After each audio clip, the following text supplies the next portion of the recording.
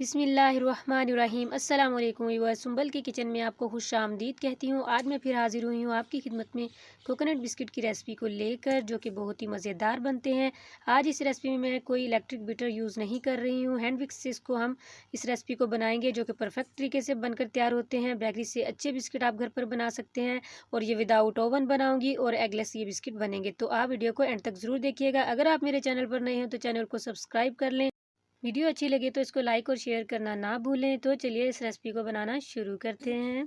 बिस्मिल्लाहिर्रहमानिर्रहीम। यहाँ पे हाफ़ कप मैंने घी का ले लिया है।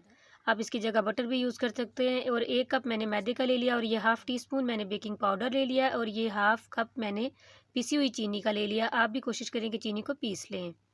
तो यहाँ पे अब हम यहाँ पे एक बाउल में डाल लेंगे घी भी,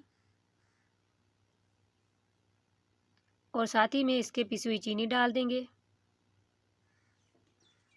और हैंड विक्स की मदद से इसको हम अच्छे से फेंट लेंगे, जब तक कि ये क्रीमी सी फॉर्म में नहीं आ जाता। क्रीमी भी हो जाएगा और थोड़ा फ्लफ़ी भी हो जाएगा। इस तरह हमने जब तक इसको इसी तरीके से मिक्स करना है। तो ये आप देख सकते हैं ये क्रीमी फॉर्म में आ चुका है। अब इसमें डालेंगे हम मैदा, जो 1 कप हमने रखा था। साथ ही इसके हम वो बेकिंग पाउडर भी डाल देंगे, हाफ़ टी स्पून,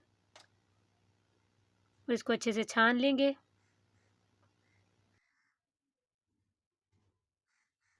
और साथ ही इसमें डाल देंगे डेसिकेटेड कोकोनट का बुरादा, जो होता है वो मिल जाता है ये मार्केट से इजीली। तो ये भी इसमें डाल के इसको अच्छे से स्पैचुला से मिक्स कर लेंगे। चाहे तो आप हाथ से भी इसको मिक्स कर सकते हैं, लेकिन आपने हल्के हाथों से ही इसको मिक्स करना है। आटे की तरह दबा दबा के नहीं गूंदना इसको। तो इस तरीके से स्पैचुला साफ़ कर लेंगे। अब मैं हाथ का यूज़ करूँगी। और अब इसमें हम थोड़ा सा डालेंगे दूध। दूध आपने तकरीबन अपने पास रख लें, कोई 5 से 6 टेबल स्पून, और थोड़ा थोड़ा करके डालें। इस तरीके से आप देख सकते हैं, बिल्कुल मैं थोड़ा थोड़ा करके डाल रही हूँ एहतियात से, और साथ ही इसको मसलते जाएं हल्के हाथों से।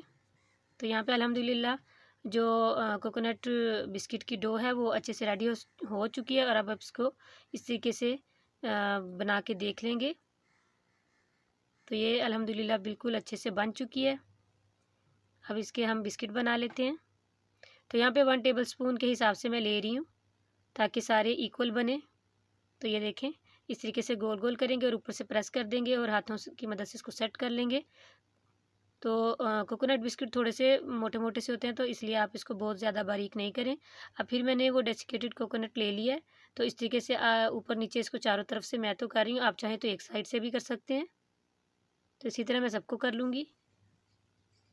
तो मैं बना रही हूँ इसको पतीले में। पतीला मैंने पहले ही 15 मिनट पहले ही प्री हीट होने के लिए रख दिया हुआ है। तो यहाँ पे हम इसको देंगे 20 minute medium to low flame पे। ऊपर मैं इसके मोटा कपड़ा दे दूँगी, ताकि ऊपर की हीट भी बरकरार रहे।